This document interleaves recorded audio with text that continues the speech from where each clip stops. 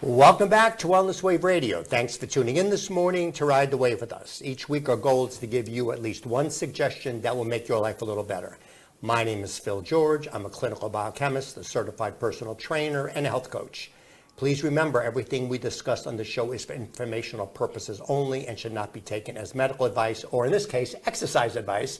Always seek the guidance of your medical professional or whoever's training you, that person, because everybody's different. So in other words, stuff that Paul does here, you're probably not going to be able to do. So if you've been sedentary for a long time, you don't want to go out there and play pickleball.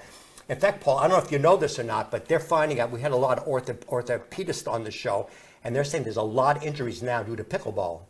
Because what happens, people haven't exercised their whole life. They jump out there and they start playing pickleball. They wind up breaking things.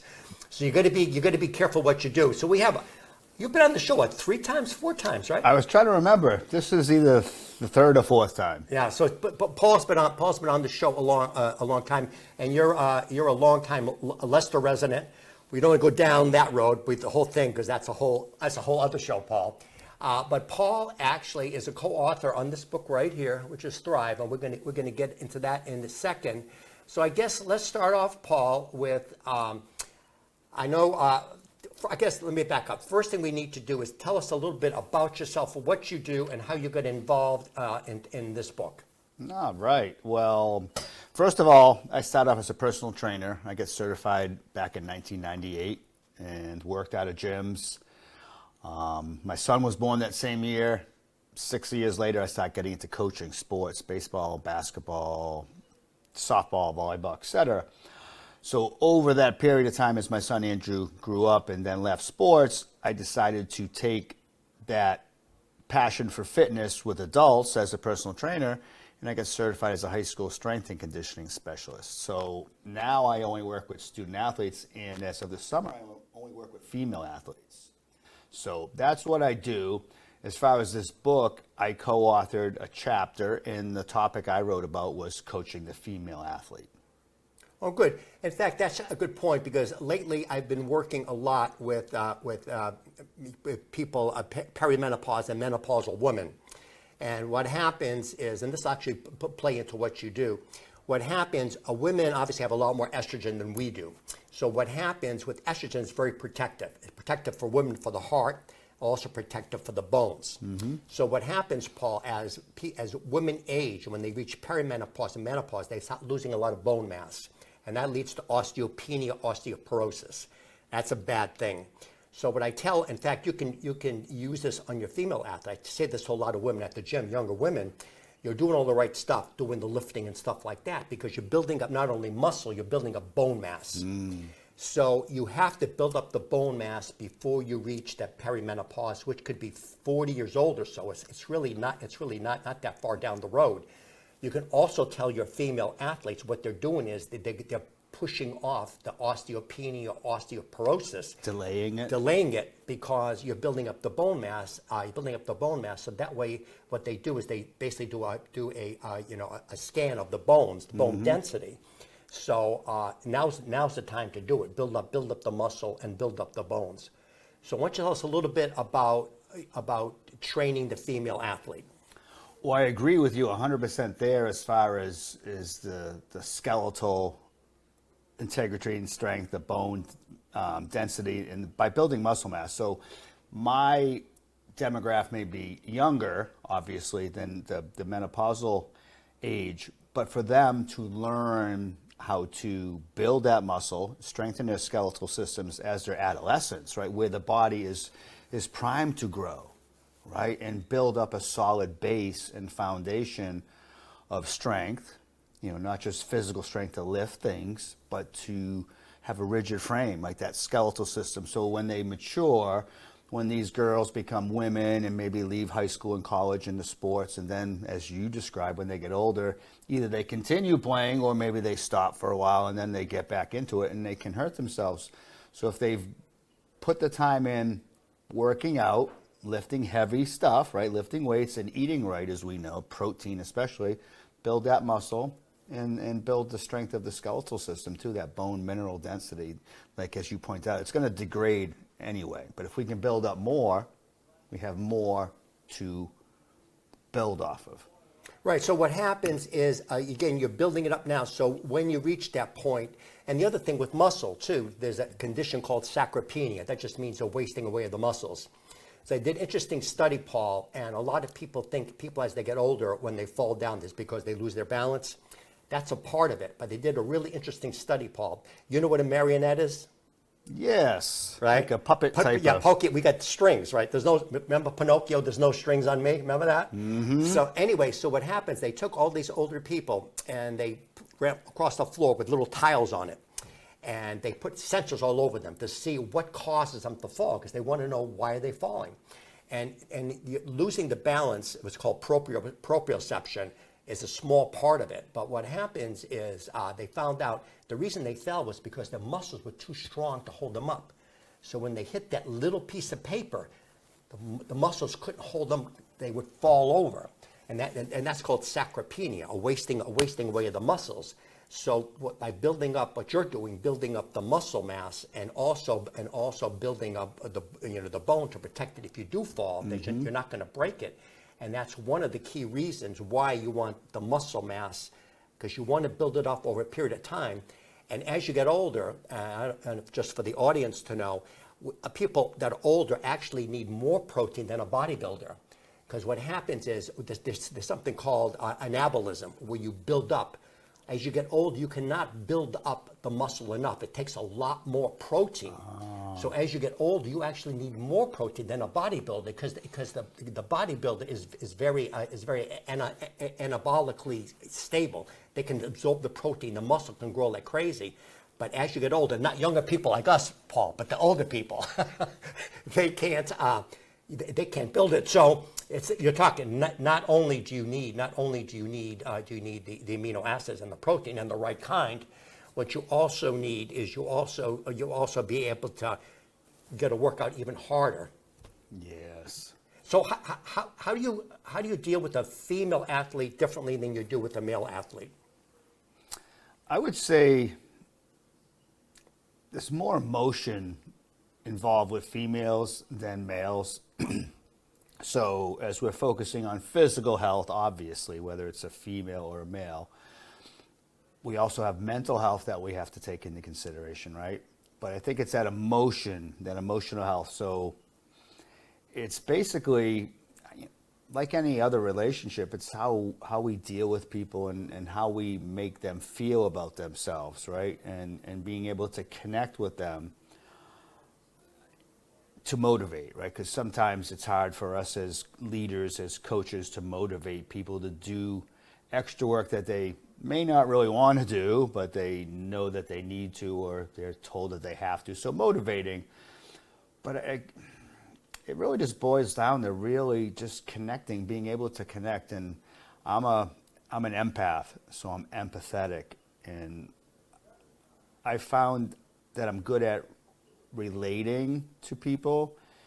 And even though, I'm going to be 60 in April, and I know you were joking about the older people, but I'm getting pretty old too. So the distance and divide between myself at 60 as a male, a middle-aged male, to a female that may be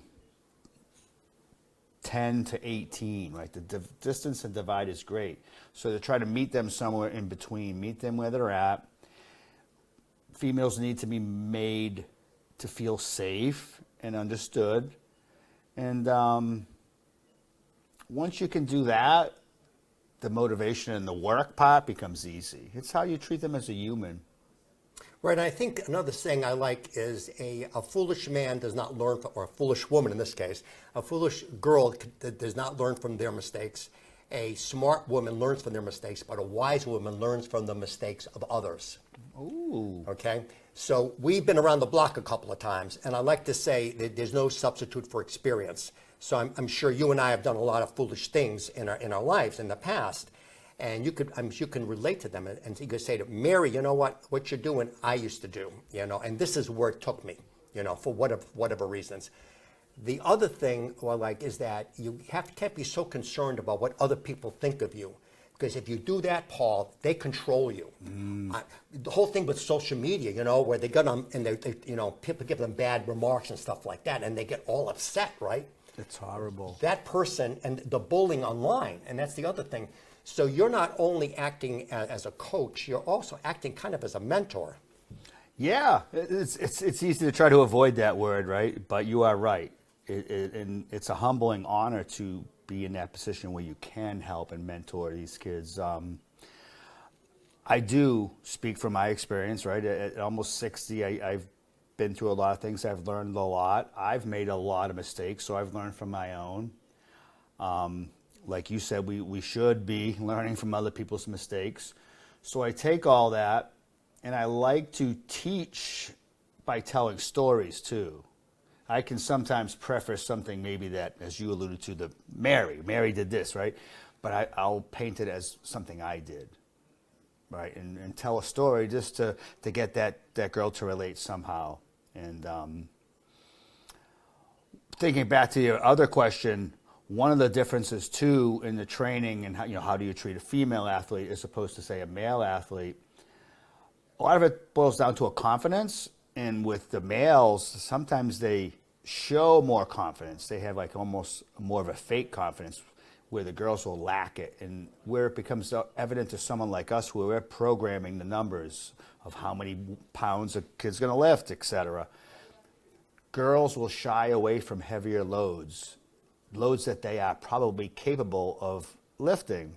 Where on the other side of the coin, boys will foolishly think that they're able to lift that amount of weight where they need to be dialed back. So my focus is more obviously on empowering those females, get them to believe in themselves, show them that, yeah, they may struggle a little bit during the exercises and the training. They may get their butt kicked a little bit, but so what? That's kind of good for us, So I try to teach like that, and teaching by telling stories. A lot of times it may be about myself, or as you said, about others. I may reference someone else, a third party. Another woman or another girl you've dealt with, and this is what happened with Susie, and this is, and the other thing that's interesting, we actually dealt with somebody from the library before we were talking about that. I like the thing about stories. So there's an expression, nothing makes sense in terms of biology except through the lens of what they call evolution. So we've been around for millions of years, Paul, So we've only lived like this for the last 100. And again, I don't want to get too political, but men and women are different. They think different. And I've even seen a woman actually on YouTube talking about this. And what happens is men and women, we just act differently. And she was mentioning women they have a tendency of being very cautious and afraid because a woman is smaller than we are. Okay, so basically they have to be careful, of this type of stuff. So really, what you need to do is to make them feel safe. So again, you have to coach them entirely differently.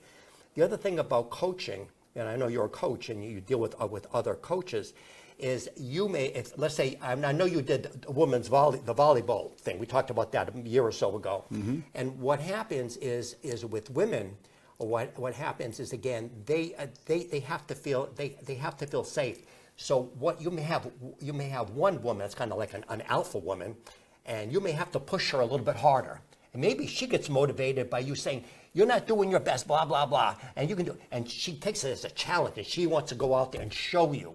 Another one, she's very shy and demure. You may have to just baby her a little bit more. So again, that's where I think the psychology comes in. That makes sense? Oh, totally. Yes. I think those alphas are rare in the female world, but they definitely need to be reminded of how strong they are and what they're truly capable of. I mean, I hate to say it, but it just seems like I'm trying to put myself in their shoes. The messages that they've heard. It's always been a man's world.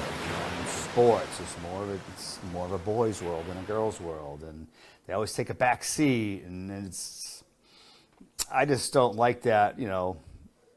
Lack of equity, for a lack of a better term, right? It's just, it doesn't seem very fair. So one thing I would like to address, because someone was Kelly.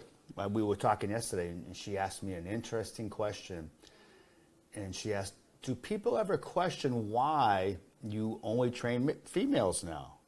And I hadn't really thought too much of it, but as I was listening to you talk, an answer became clear, and it's not about excluding the boys and only training the females. It's about making it exclusive for the females. And for me, honestly, it just fills my bucket of passion more to empower a girl, to see and feel their muscles, to feel that they're actually able, like, hey, I can do that. Because these girls tell themselves, and a lot of it is the messages, like you said, the social media, back in the day with print and Cosmopolitan magazine and things that would influence these girls. It's almost like they've been lied to, and they lie to themselves too much. So I have to snap them out of that and show them the truth, empower them, make them feel good and strong. But the other thing we're talking, come to mind is Caitlin Clark and Sophie Cunningham from the WNBA. And in my opinion, those are both alpha women. I mean, you can see it. They're out there. They're very, very, very, very competitive. The other thing, and I don't know if you find this, the other thing I see a lot, because I'm a trainer also, what I see women say a lot, they're afraid of getting too bulky, getting too many muscles. And that's not true. Because what happens is they have the testosterone, and we have, well, first of all, men are built to begin with when they're born with larger muscles, a larger frame, and we have the testosterone. So ladies, you're not going to get bulky. You're not going to look like this guy. I know that's scary. You're not going to look like this guy. You're going to get toned, right? That's the good word, right? Toned. You're going to get very toned. And I notice a lot of times, I go to the gym just about every day, and I noticed one of the things the girls really like to show off is the six-pack abs. They have the midriff, right? They like to be able to see that.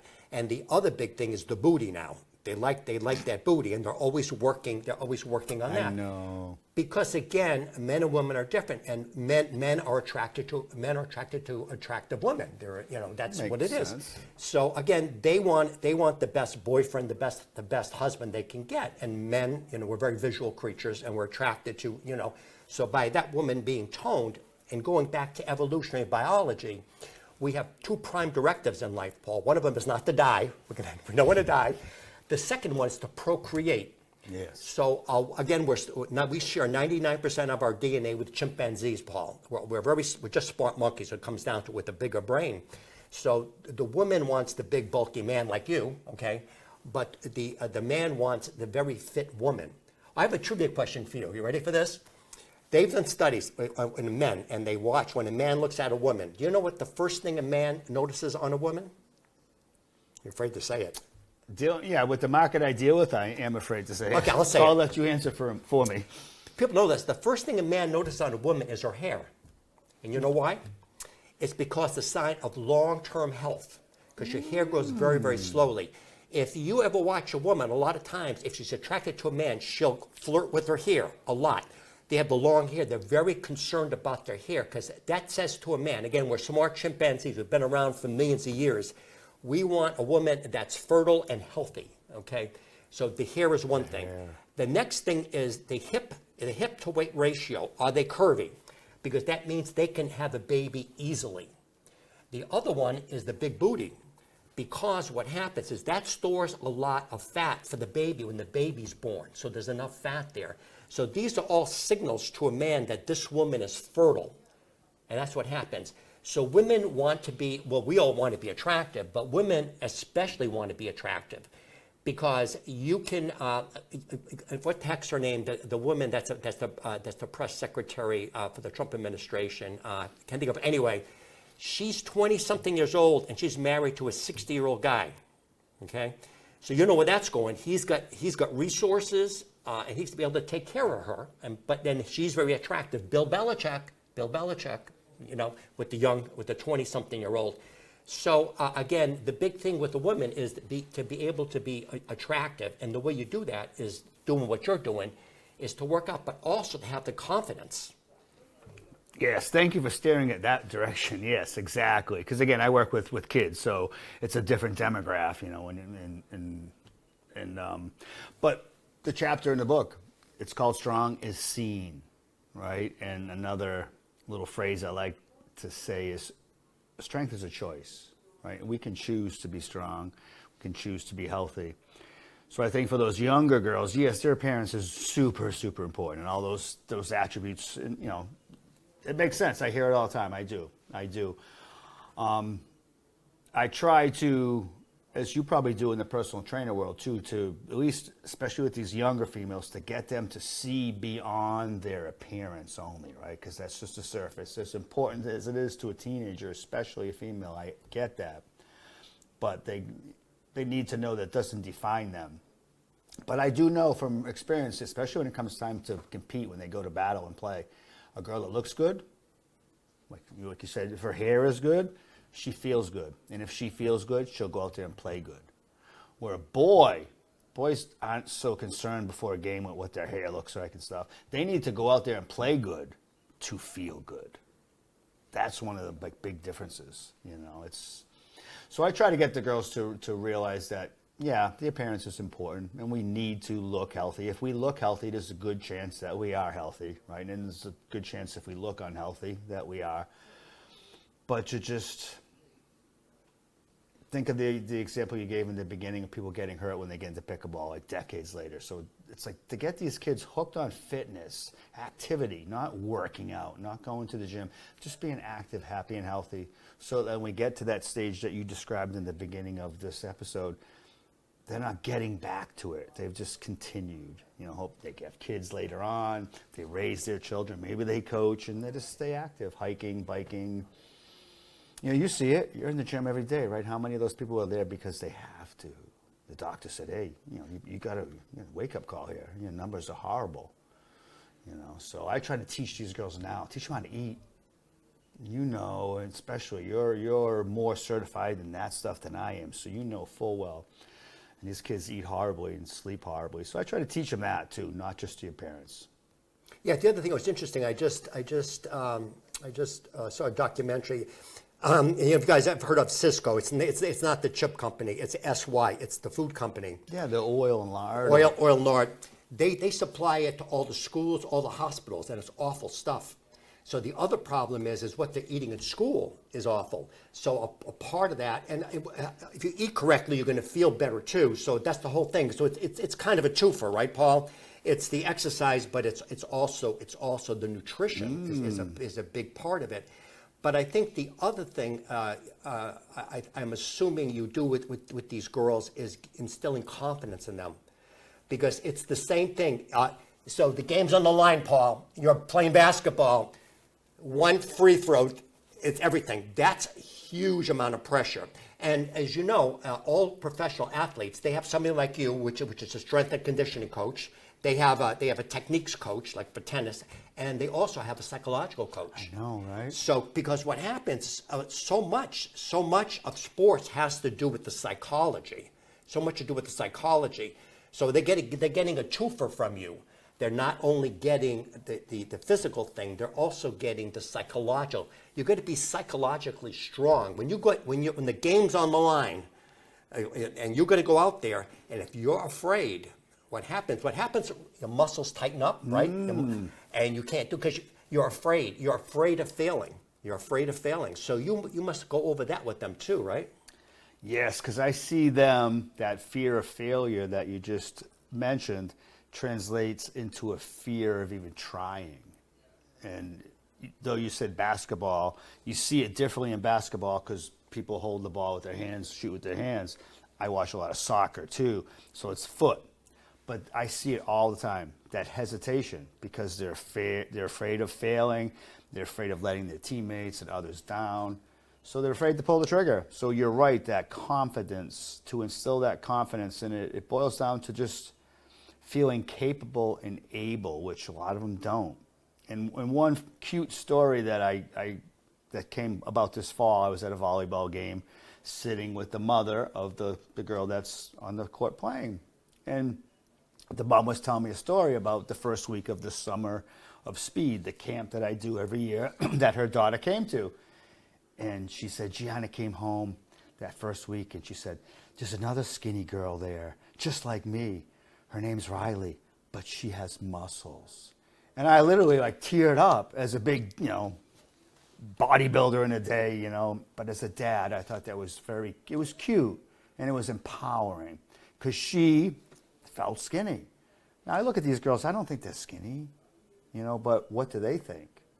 And the reality is a lot of people have gotten heavier over these last few decades. So people always compare themselves to others. It'd be easy for you to compare yourself to me or me to compare myself to you.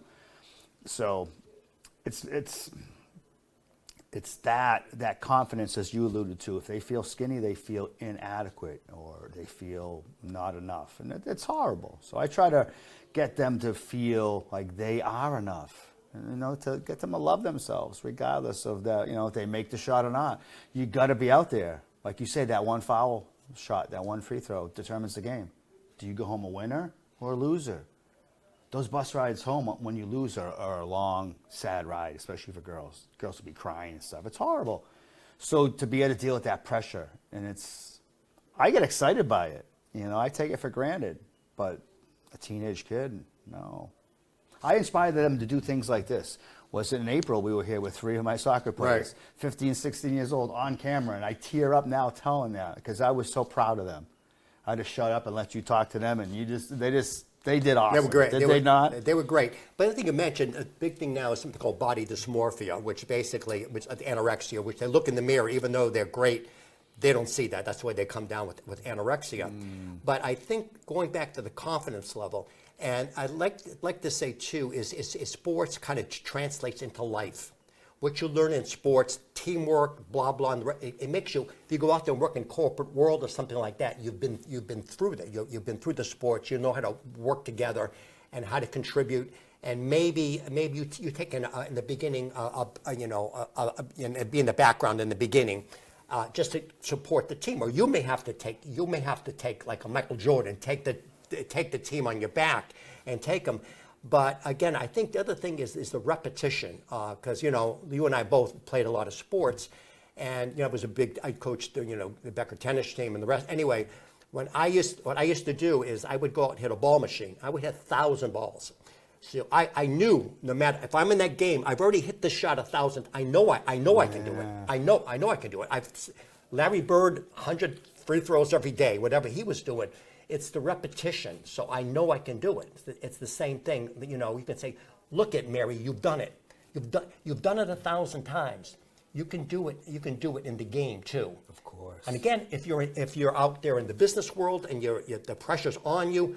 You can translate what they learned from you in sports to go over to you. It's a life lesson. It's kind of a preview for life, right? It is, because life can be a fight later, a battle. Life can become a game too. People play games. I guess to prepare them too, I hate to focus on the negative. I'm a half full glass kind of guy. But just to prepare them for that inevitable reality that 9 times out of 10, you're going to pull the trigger and you are going to miss. You're going to fail. It's going to happen. But so what? Don't let it limit you. The other great expression is you learn more from your failures than you do from your successes. That's what happens. So, in other words, if you're out there playing, I use tennis because I play tennis. If I missed that shot, I lost that game. What did I learn? What did I learn from that loss? If I win it, I don't reflect back and say, what did I learn from my win? I'm just gloating. You know what I mean?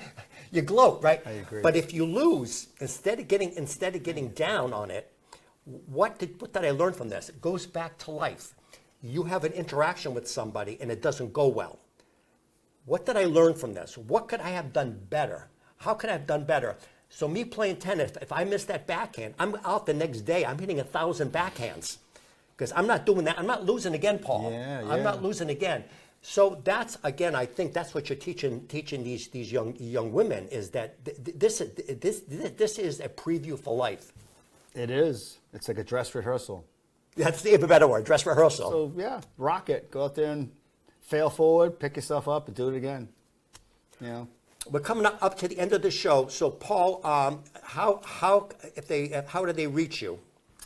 People can email me at trainwithcoachpaul@gmail.com. And in terms of what do you have coming up in terms of you have something in the spring coming up, some kind of a training thing? Right now, we got a winter volleyball season coming up. When does that start? We got tryout Sunday, and that's going to run through the mid-May. So I'll have a lot of that, some off-season, softball and soccer girls will be in over the winter. It's a busy time, but the focus is usually summertime when I have what I call the Summer of Speed. And this will be the 8th year that I run the Summer Speed Camp. So you're just dealing specifically with females right now. Female student athletes. Okay. Yes. So what happens if you have a daughter or a granddaughter and you want it, and we talked before, it's not only the joy of playing in sports, it's also a health thing. Because remember, they're building up those bones and they're building up those muscles for later in life. So you would take people from scratch that never done anything before, or they have to have some kind of No, of course. I have a program for younger kids as young as first grade. Wow. It's not super regimented and a serious hardcore workout. Obviously, they're kids, but to teach them, how to move, and simple games that later translate into skills that later you can worry about drills and working out. But yeah, I do it all year round, and girls from first grade all the way up into college. And again, you work with a lot. When we talked before, you were involved with this high school volleyball, right? You were in. They kind of. It's funny because we talked. A friend of mine, Jim Kane, is a big tennis coach, and we went out to your gym that one time. We were talking about that type of things and different types of drills. And I think for the listeners. So they know the difference between a coach. You are kind of a coach too, but what a speed and an agility coach. Can you go over that a little bit? Strength and conditioning, speed and agility. So anything and everything that an athlete could need. Strength, speed, explosive power, the agility to move back and forth, conditioning to be in shape. And I remember you had a conversation when you were training boys. There was one kid you said, was it either you increased his bat speed or his pitching speed by so many miles per hour? I can't remember. Yeah, they call it exit velocity, which is the bat, when the ball hits the bat. It was 110 miles an hour or something, 120 miles an hour, something crazy. So in his case, that was increasing his explosive rotational power, because some of that swings, similar to tennis, right? You're rotating. So it's a different way of applying that strength. The opposite of, say, sitting on a machine and doing an exercise, and you're not even on your feet maybe, right? But playing a sport like baseball, tennis, it's all grounded from the feet up, and the swing, it's a whole body motion. And when Jim and I went out there, and you're not a tennis player anyway, right? No. So we went out there, and Jim and I are tennis coaches, and all the drills basically. And what's similar, the footwork in basketball is almost identical to the footwork in tennis. So in other words, what Paul's doing with the agility part, which translates to really any sport. I look at it more like a defensive, like a fighting skill, like footwork for fighting. Where do you reposition yourself? And that's tennis, that's basketball, that's most sports, right? That ability to, where do you position yourself? Yeah. How much time we got? I can't see you. Okay, we got to stop. Okay, so email me, philgeorge@charter.net. I'll shoot it over to Paul. Here's the book. It's on Amazon. It's a bestseller now, right? It is #1 bestseller on Amazon. Okay, thanks for coming on, Paul. You're welcome. Okay. Thanks for having me, Phil. Come next week, guys.